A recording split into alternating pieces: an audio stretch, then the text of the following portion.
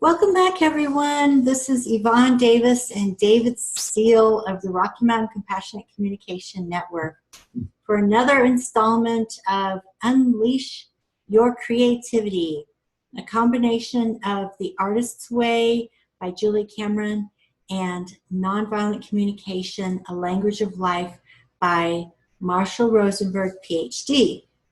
So we are in week 4 and we are exploring recovering a sense of integrity.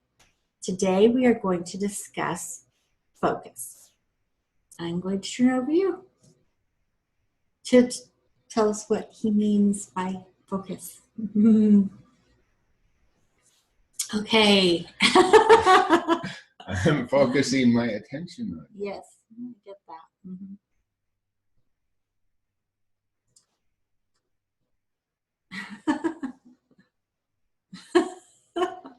I'm now focusing my attention on you. Listen very carefully. You will do whatever it is that is in your heart to do. You will be yourself. You will find fulfillment. You will be free.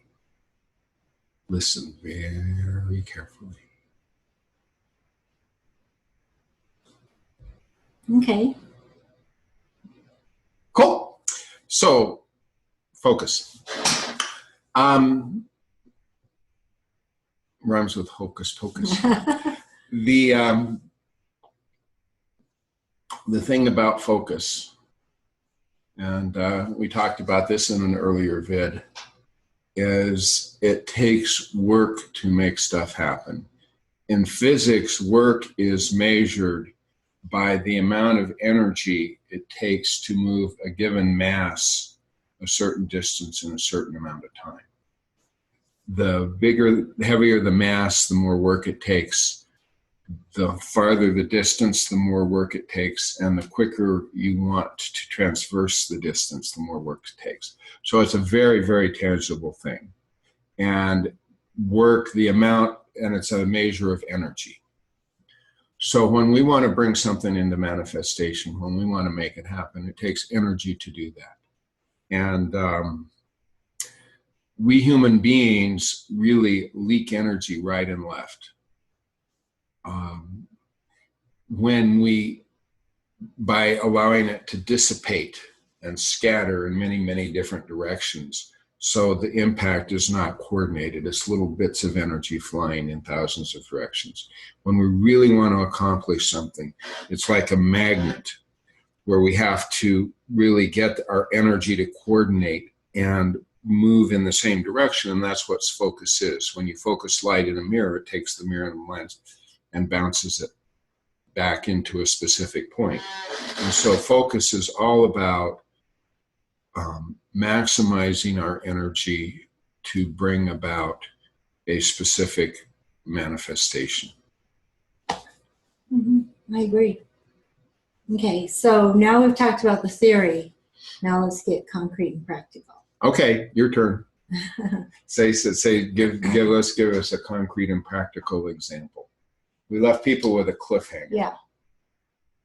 Last video. Yeah. Go back and watch the last video if you haven't already.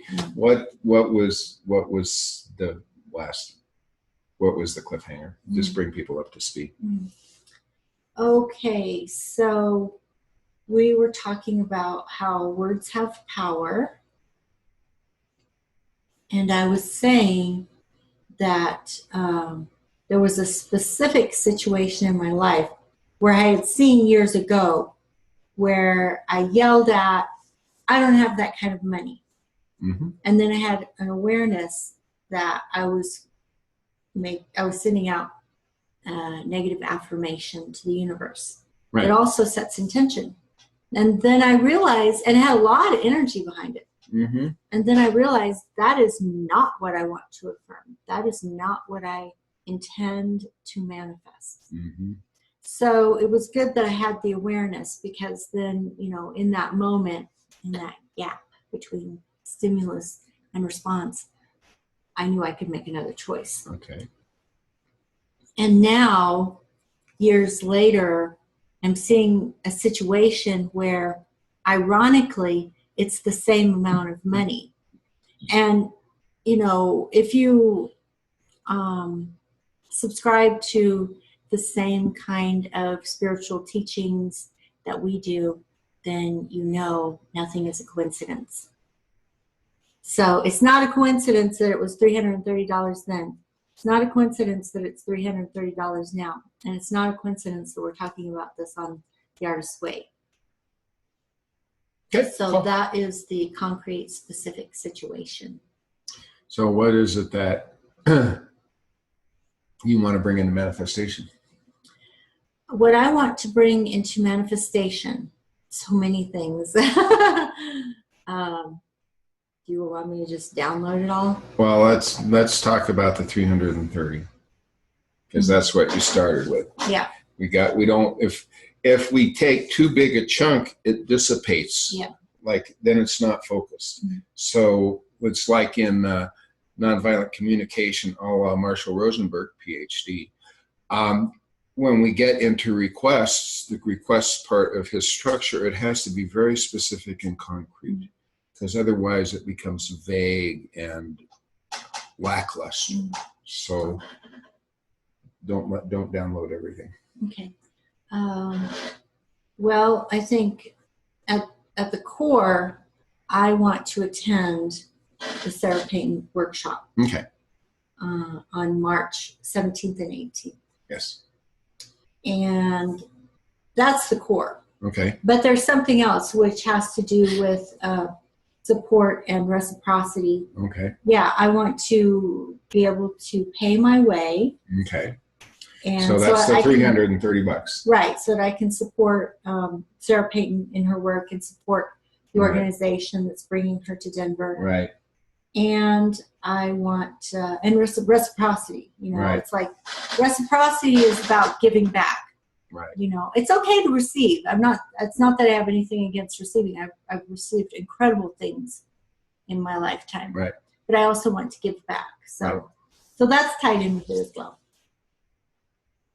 Okay. So what you want to manifest, let me get this straight. You want to manifest $330 to attend the Sarah Payton workshop on March 18th and 19th, 17th, 18th, whatever it is, you know the dates. Yeah. I would say it's something like that. Okay. I don't even be think more specific. Well, see, I would actually be less specific. I would just say I want to attend that workshop in a way that meets my need for reciprocity.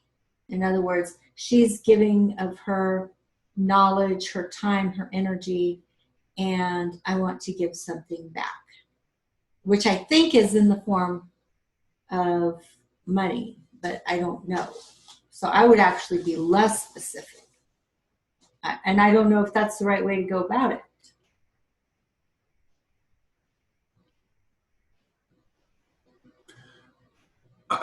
It's not a matter of whether that's the right or wrong way to go about it. I think it's not a good example for a video on focus. Oh, okay. Because focus is very specific. Okay, well, what would you suggest? You know, that's more a video on not being attached to outcome. Well, what would you suggest for a video on focus?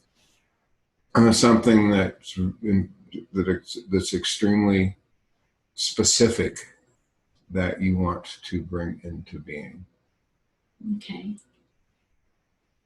Well, then let's just say $330. Because I've heard that money is actually the easiest thing to demonstrate.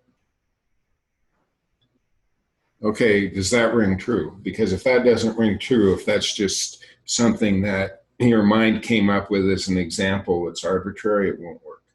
So you got to check in and see if that specificity really rings true in your being. Well, I think actually we're to the core, because I sense that you have a very clear understanding of focus, and that I perhaps don't. And so I'm struggling with this exercise.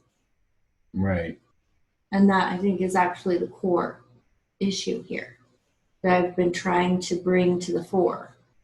Okay, so describe struggling with this exercise. What's happening in your body? What's happening in your thought?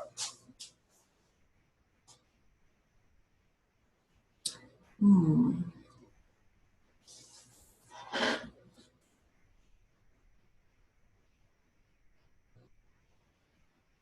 Well, like at this moment, you asked me that question, I just went blank. Okay, so take a breath, and where does blank live in your being? And just say whatever comes up. Where does blank live?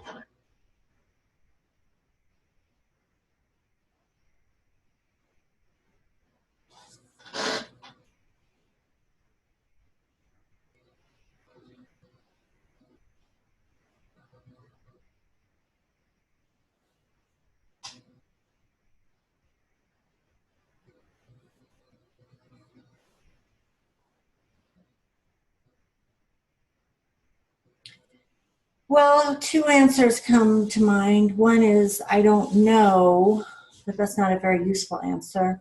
The other thing is I imagine a cloud that sort of hovers, and it's sort of like dark, like a fog cloud, you know, when it's going to rain. So when you talk about that, what happens in your body?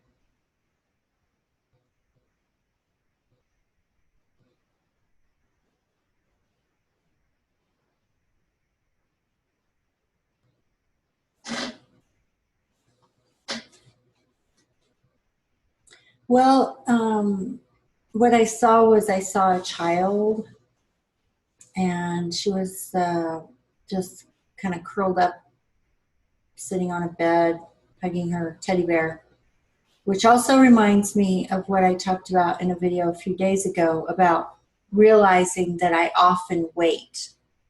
If there's something I want to accomplish and I think that I have to wait for someone to help me. And so I think there is some learned helplessness. Okay, so let's just stay with, we're demonstrating focus right now. The child sitting on a bed with a teddy bear. When you notice that image, um, is that an appropriate thing to focus on in this moment? And just check in and check in with that girl on the bed.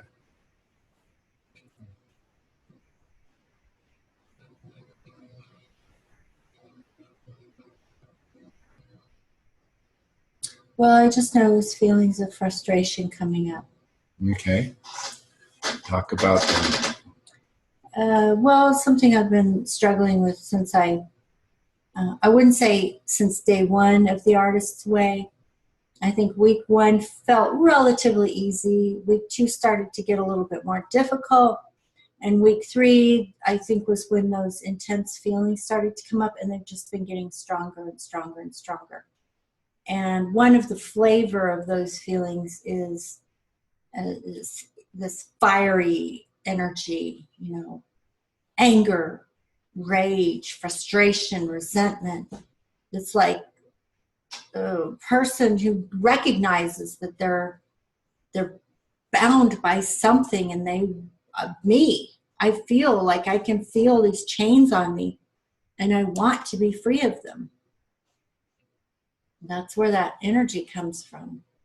It's that desire to free myself. So this is what came up when you I asked you about the child on the bed with the teddy bear. Is that image still there, or is that? No, it's still there. It's still there. Okay, so how did the Michelle in that image? I'm assuming it's an image of you. I better check in. How did the Yvonne Michelle in that image relate to what you just said about the fiery energy and the feeling, the bonds, and the constraints?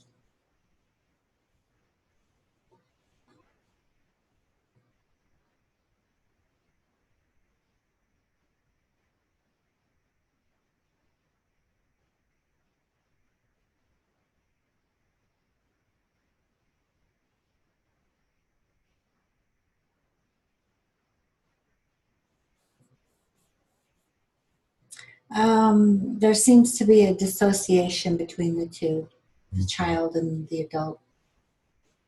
And what adult? Is the adult the one that's angry? Mm-hmm. Okay. And what do you mean by disassociation? How did that word come to mind? What did you sense, or what happened in imagery that brought the word disassociation up? That the child doesn't have any relationship to those feelings of anger. Okay, so ask those feelings of anger then and frustration, why they came up when I asked you to focus on the child. Just ask them why they arose.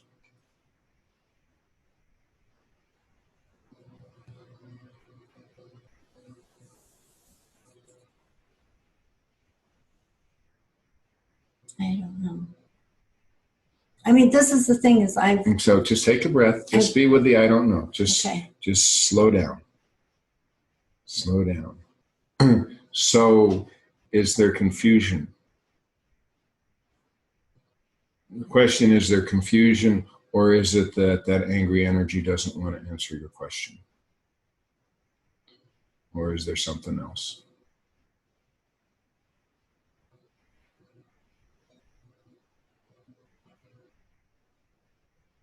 I don't know.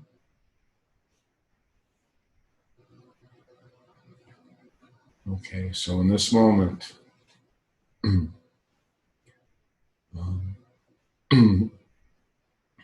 the part that says I don't know is pretty resolute, and I'm asking it if I should just back off and we should leave this topic, or is it okay to explore it a little bit more?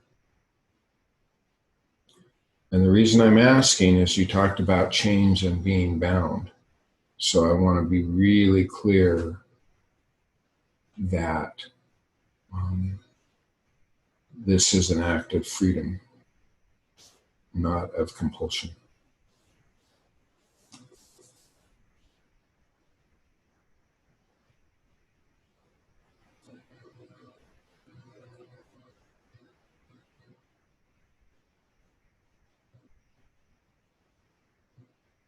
I guess it's because my mind is trying to figure out how is this going to be helpful.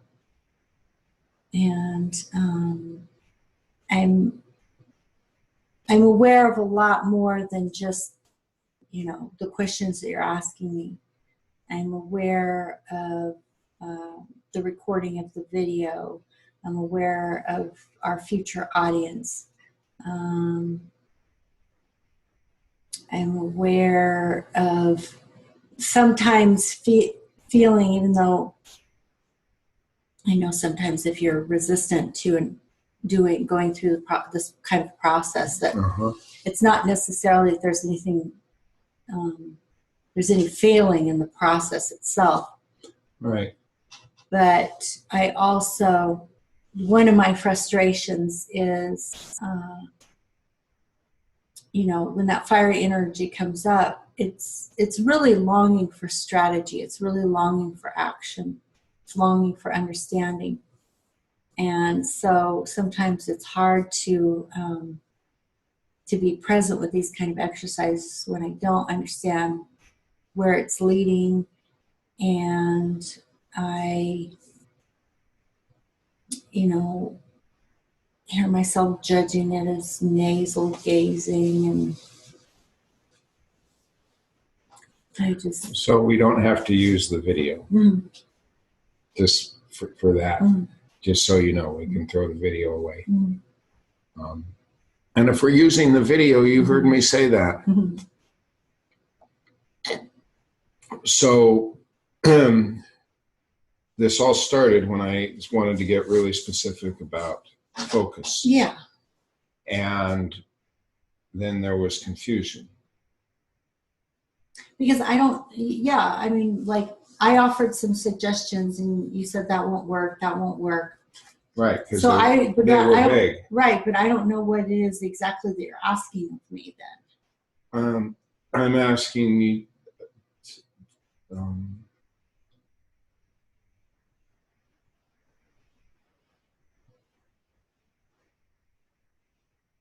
I'm asking for something very specific, like a request. Requests have to be specific and doable. Mm-hmm. So I'm asking for a tangible, specific, and doable thing that you want to bring into being. Mm-hmm. Because the other stuff is abstract. Yeah. And if we're going to work at it, it's hanging out in the quantum field as a wave. Yeah. If we're going to work on it, we have to turn it into a particle, so it's a specific time-bound phenomenon. Mm-hmm. Otherwise, we don't have access to it. Okay. And then we can't work with it. Does that make sense? It does, but I still don't understand why the things that I suggested don't work for that. Now, what is it that you suggested? Well, I think first I suggested that I wanted to attend the workshop. Yes, you did. In a way that met my need for reciprocity. Mm-hmm. And then I said that, and then I think I said, when you asked for something more specific and focused, I think I said, okay, $330. Right.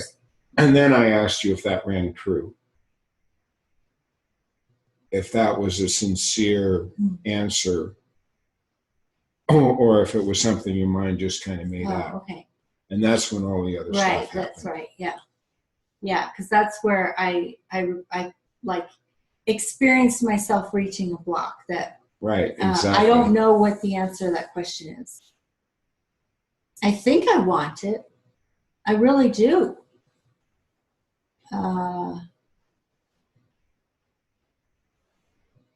But there may be other things I want, and maybe I can't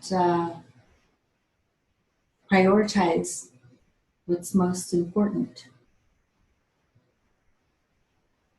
So when you say that, how does that ring true in your body? Does it? Let me rephrase it. Mm-hmm. You're saying if I prioritize this, I have to choose one thing over another. Mm-hmm. Yeah. And so as long as things are vague, I don't necessarily have to make that choice. Right. Right. Mm-hmm. Does that make sense? That does. I think that's pretty big realization. Yeah. Does that reverberate? Mm-hmm. Mm-hmm.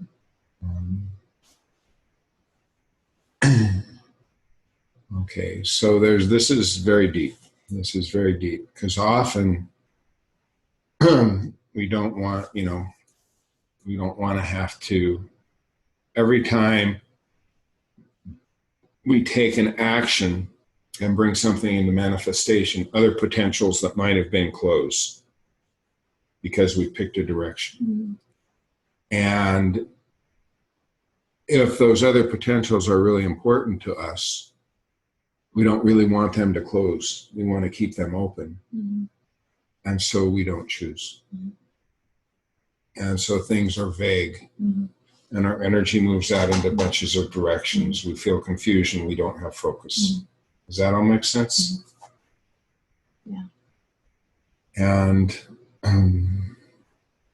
so part of that is recognizing the potentialities. Part of working with that.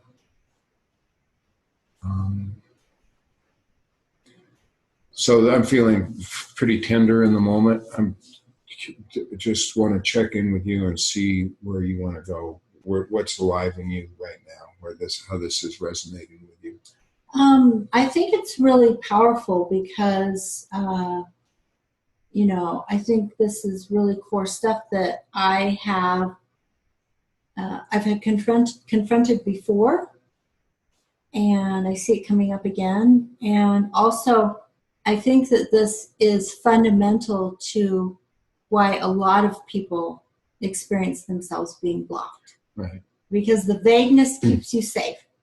If you haven't committed to something, that's right. Yeah, if you don't make a decision, you haven't committed, you haven't taken action, then you haven't failed. Right. You haven't risked anything. You haven't put yourself on the line. You haven't, made yourself vulnerable. And you also haven't shut off all the other possibilities. Right. So that rings pretty true when you say that. Mm-hmm. So check in with that fiery, frustrated part of yourself. Is it still present? It was pretty up in front and center. Yeah. A couple minutes ago. It's still there. But I don't know what you want to do with Well, so you talked about feeling safe and keeping things vague as a way of being safe, and not excluding possibilities because they're all delicious. And so that's a really important core part of your being, and to me that gives insight into what you're describing as a block. Okay. Meanwhile, there's a part of your being that's really angry and frustrated and feels chained. And I want to know how that part interacts with or relates to the part that's supporting the block. Because they're both very active dynamics in your being. And I don't want to favor, I want both. We're a community and I want them all to have voice. Well, the part that knows she wants to be at that workshop in March, she's the one who's angry because maybe there's some fear that if action isn't taken, that it won't happen. Okay, so is there fear? You said maybe there's fear. Just check in, clear it, yes, check it out. There's fear. There's fear. The anger is covering up the fear. Okay, so anger is covering up fear that you might not be able to go. And is there a shift? So when you talked about being chained, is that feeling of being chained still present?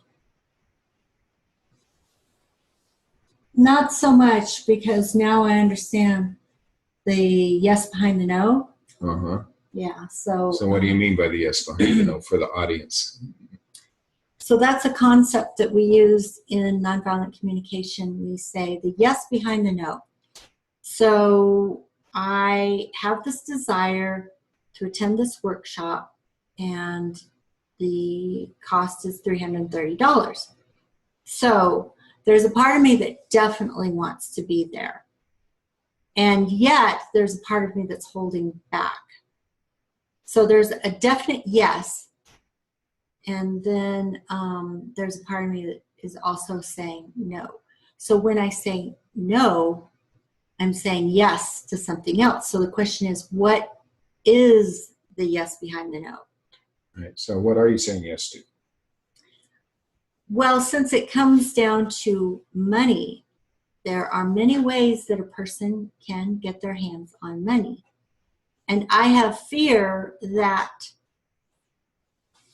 some of the ways I may have to get the money to be at the workshop are things I am not willing to do. Okay. And so there's an internal conflict within me. Right. So it's still a conflict.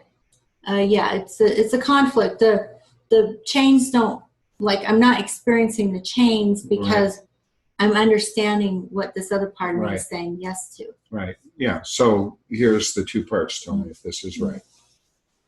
One part is that I really want to be there and I want the reciprocity. I want the participation. The other part is I don't think I'm willing to do the stuff I would have to do to raise the money to be there. Those are the two parts. Yeah. I'm not sure what that might be, but there's fear that I might have to do something I don't want to do. So there's fear that you might, so that's an important distinction. So there's a fear that you might have to do something that you're dead set against doing to raise the money.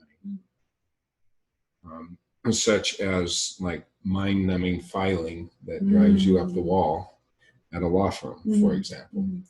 And there's a part of you that really, really badly wants to be at the workshop.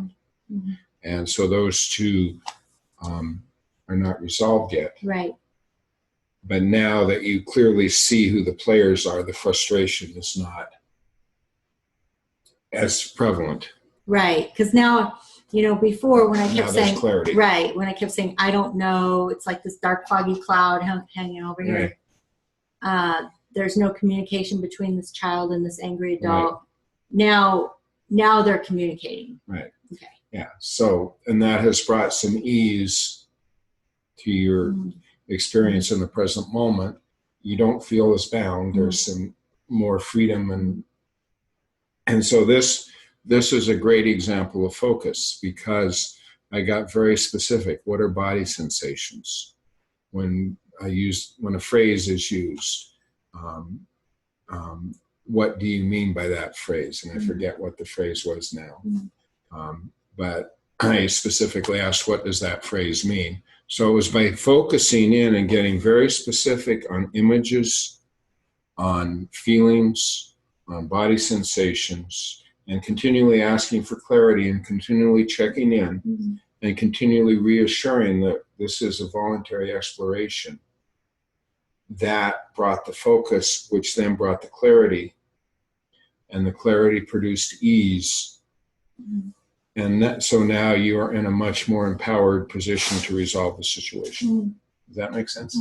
So I think this was an excellent example of focus.